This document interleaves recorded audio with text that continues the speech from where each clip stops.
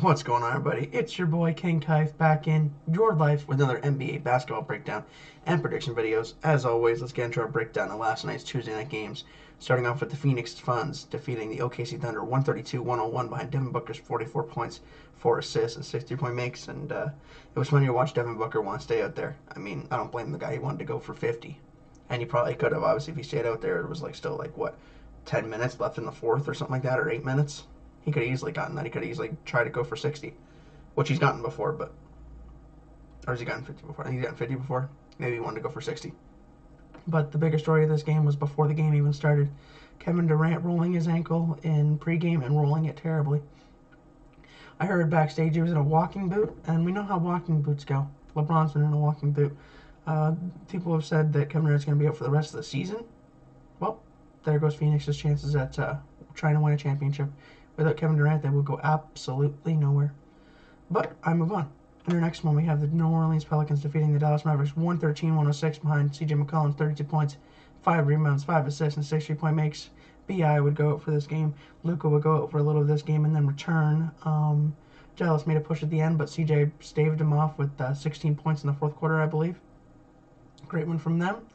Uh, they're almost two games out of 500, and we'll see what they can do. Hopefully for my guys, the Golden State Warriors, they don't do much because we don't need any more shifting around there, even though shift will happen. In our next game, we have the Boston Celtics defeating the Portland Trail Blazers 115-93 behind Jason Tatum's 30 points, 7 rebounds, 6 3-point makes. They finally get back on track. Even though I wouldn't really call this back on track, I'd say they got one win under the belt. Can they get another one in a row? For their sake, I hope that they can, but we'll see what happens. In our next game, we have the LA Clippers defeating the Toronto Raptors 108-100 behind Kawhi Leonard's 24 points, 12 rebounds, 4 assists, and 3 steals. I loved that, after this game, Fred VanVleet just went in on the refs because the refs have to, have to deal with some of this stuff. I don't think that players should be fined for doing this. If they make bad calls, they need to be called out for it. Just like when when players make bad shots and they're like, okay, I made a bad shot tonight. Refs should be like, okay, sorry, I made a bad call tonight. And he went in, and I mean he went in on the refs, and I loved every bit of it. That was better than this game in general. Just him watching him go off on the refs. That was comedy gold. Fred VanVleet, man, never changed. That was hilarious. In our next game, we have the Atlanta Hawks defeating the Washington Wizards 122-120 behind Trae Young's 28 points, 10 assists, 3 steals, and 3 3-point makes. Great one from them. They are now deadlock right at 500, right where you kind of want to be. You want to be there and above to get either home court for the play-in or get into the playoffs. In our next game, we have the Bulls defeating the Denver Nuggets 117-96 behind Zach LaVine's 29 points, 5 rebounds, and 5 3-point makes. Great win from them. Probably their biggest win of the season, defeating Nikola Jokic and the Nuggets. It was a great win from them, and I move on. In our last and final game, we have the Cleveland Cavaliers defeating the Miami Heat 104-100 behind Darius Garland's 25 points, 7 assists, and 3 3-point makes. Great one from them. They keep their momentum and being in that top echelon of teams along with Sacramento, the Nuggets, and etc. And Miami Heat, not too bad for them. They're still above 500, so they're right where they should be with their current team. But now let's move into our Thursday night game slate. Starting over here with a game that I'll talk about, but you know I will never predict on my guys. We have the Warriors going to take on the Grizzlies. We are terrible on the road. We're now 0-7. Something's got to change. Hopefully we have a good game here. Hopefully we just stay in it long enough to get the win. No Ja Morant. Ja Morant will be away from the team for the next, what did they say, 6 or 7 games again, or maybe 10. So that should work in our favor. No Steven Adams. But we still need to get the boards and stuff. I assume this will always just be a shootout.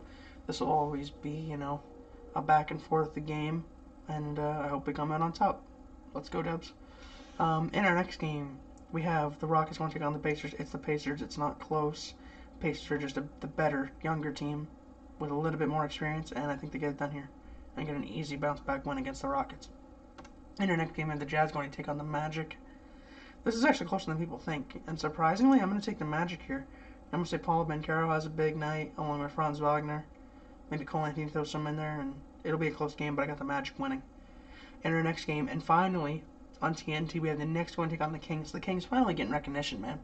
Like, I know my team always gets recognition, but give the Kings some recognition, man. They're the better team right now. They should have had a hell of a lot more games on TV, and they finally get it, and they're going to show up. I think they beat the Knicks. I think the Knicks, after the Charlotte game, are going to spiral just a little bit, especially if Jalen Brunson doesn't play this game. If Jalen Brunson plays this game, they'll have a better chance of it being close, but if he's not playing, I got the Kings winning this one. In our next game, we have the Hornets taking on the Pistons, two young teams going at it. I'm going to take the Hornets here. I'm going to say they're going to get on a little bit of a roll after beating the Knicks. The hot Knicks, that is. So, I'm going to say they get it done against the Pistons. The Pistons at home aren't great. They're not great on the road. They're better at home, but it'll be a close game, but I got the Hornets edging them out here. And in our last and final game, the Nets going to take on the Bucks. It's the Bucks. I would say it's not even close, but the Nets surprised Boston, and Boston at one point was better than Milwaukee. But like I said a couple days ago, I said once Milwaukee takes control of the number one seed, they're not going to give it back up to Boston, and I don't think they will. I think they get another win here, another tally on their chart, and they move on. And as always, guys, like, comment, subscribe, share this video. Let me know you guys' predictions down in the comments below. What do you guys think of my predictions? And it's been your boy King Kaif, and I'm out. Peace.